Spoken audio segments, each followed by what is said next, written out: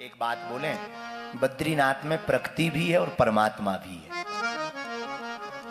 बद्रीनाथ में ज्ञान भी है और ध्यान भी है। बद्रीनाथ में नर भी है और नारायण भी है। बद्रीनाथ में संत भी है और भगवंत भी है, दोनों व्याप्त हैं। इसलिए बद्रीनाथ वैकुंठ की भूमि है। ऐसी तपोस्थली पर हम सब आकर के बहुत धन्य आश्रित हैं। हमारा मन तो बहुत गदगद है, बहुत आह्लादित हैं। सच बोलें, कल से मन में बहुत प्रसन्नता है कि हम बद्रीनाथ आए हैं, हमको बुलाया है प्रभु ने। कितनी अद्भुत सौभाग्य है। तो हम बहुत मन ही मन प्रसन्न हैं। चर्चा करने के पूर्व एक बात और बोलें, तीर्थ में आने के 3 चीजों पर बहुत सावधानी रखनी है। 3 महत्व होते हैं तीर्थ के: स्नान, दान और ध्यान। जिस भी तीर्थ में जाओ वहां पहले स्नान करो। स्नान से तन की शुद्धि होती है। ध्यान करो, ध्यान से मन की शुद्धि होती है। दान करो, दान से धन की शुद्धि होती है। जरूरी नहीं आप बहुत दान दो, ये भी जरूरी नहीं कि आप दान दो, ये भी जरूरी नहीं कि धन का दान दो, मन का भी दान देना चाहिए।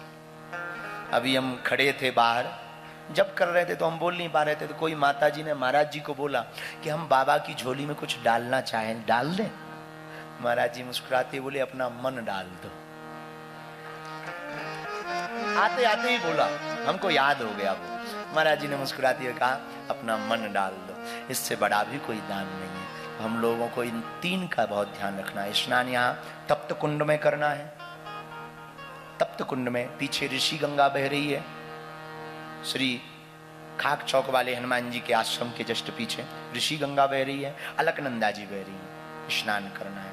स्नान करते हुए अपने पितरों के निमित्त में भी स्नान करना, थोड़ा डुबकी लगाना। स्नान से निकलकर वस्त्र ठीक ठाक करके थोड़ा ध्यान करना है, गुरु का ध्यान, अपने आराध्य का ध्यान। और तुम माता पिता को भी मानते तो माता पिता का भी ध्यान, जिसको मानते हो उसका ध्यान। इसके बाद में अपने मन का दान। मन का दान ना से दे सको, धन का दान ना दे सको, एक दान दे देना, अपने बुरे कर्मों का दान कर देना। इससे बेहतरीन कोई दान नहीं है।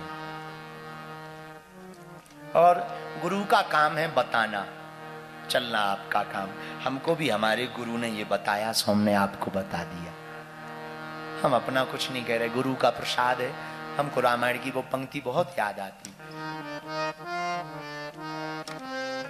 रामचरितमानस में गोस्वामी जी कहते, सद्गुरु वैद्य बचन विश्वासा, सद्गुरु वैद्य बचन विश्वासा, सद्गुरु वैद्य बचन विश्वासा, सद्गुरु वैद्य बचन, सद्गुरु वैद्य बचन विश्वासा, सद्गुरु वैद्य बचन विश्वासा, सद्गुरु वैद्य बचन विश्वासा, सद्गुरु वैद्य बचन विश्वासा,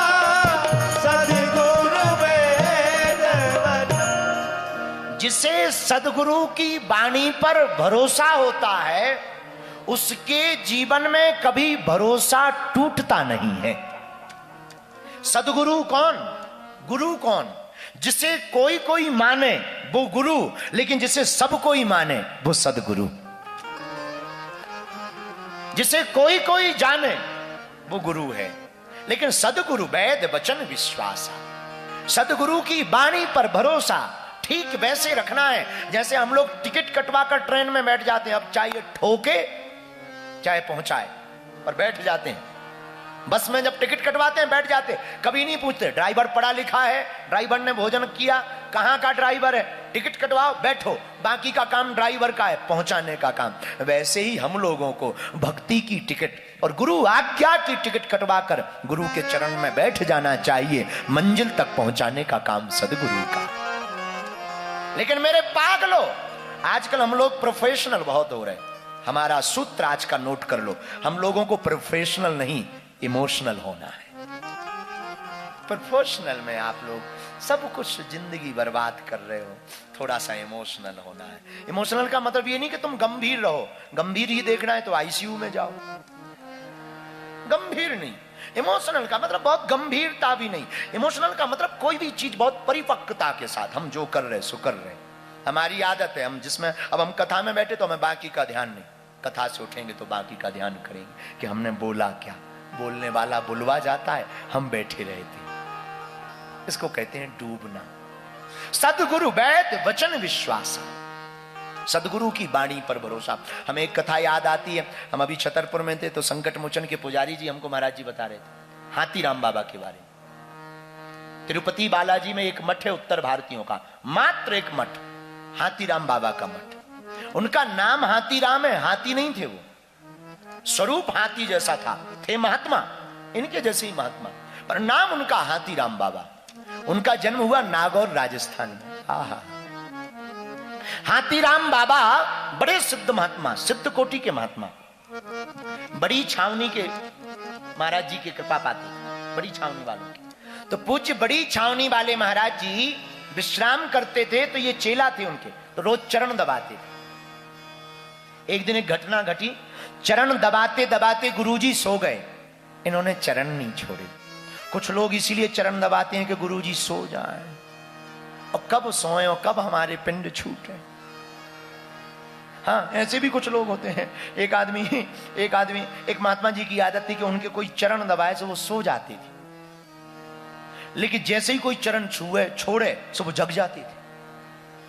तो एक आदमी, अब हम ये नहीं कहेंगे कि वो उत्तराखंड का था, क्योंकि बुरा लगेगा इन लोगों को, हमें अभी 2 दिन रहना है। पीछे उत्तराखंड वाले ही बैठे हैं, पूरे सब गढ़वाल वाले बैठे हैं। भैया आपकी बात नहीं है, ये तो वेस्ट इंडीज की बात बता रहे हैं।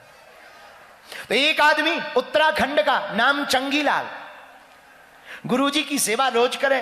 रात के समय गुरुजी की आदत के, गुरुजी के जैसे ही कोई चरण दबाए वो सो जाए, तो जैसे ही चरण दबाए गुरुजी सो गए। इसने सोचा गुरुजी सो गए, अब हम भी सो जाएं। जैसे ही उठे गुरुजी ने पूछा, हाँ तो चेला तुम कितने भाई हो? तो इसने जब तक बताए कि 5, तब तक गुरुजी फिर सो गए।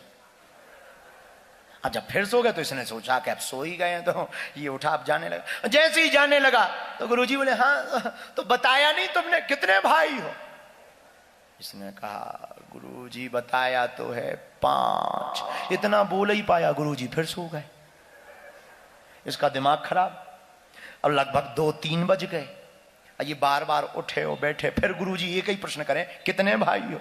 2-3 बजे जैसे ही रात के, सुबह के, गुरुजी ने फिर पूछा, हाँ तो तुमने बताया नहीं भाई कितने भाई हो? सोई दोनों हाथ जोड़ के बोला, गुरुजी वैसे तो हम 5 भाई हैं, पर सुबह तक 4 बचेंगे। कुछ ऐसे भी सेवादार होते हैं जिन्हें गुरु की सेवा भी बोझ लगती है। धर्म और सेवा बोझ नहीं है, बुरा ना मानना। बोझ कब लगती है? जब किसी भी चीज में हम आनंद लेना बंद कर देते हैं तो वो लोड लगती है, बोझ लगती है। जब अपने काम में ही हम आनंद लेना प्रारंभ कर देते हैं, सेवा में ही आनंद लेना प्रारंभ कर देते हैं, तो वो आनंद और उत्साह की पूर्ति करता है।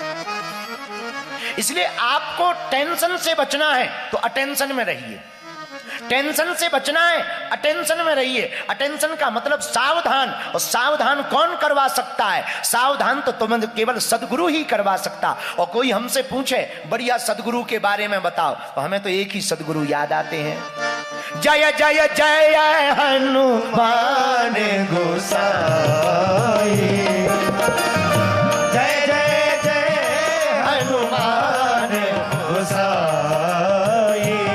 बोलो, कृपा करहु गुरुदेव की नाई, कृपा करहु गुरुदेव की नाई। श्री राम जय राम, श्री राम जय राम,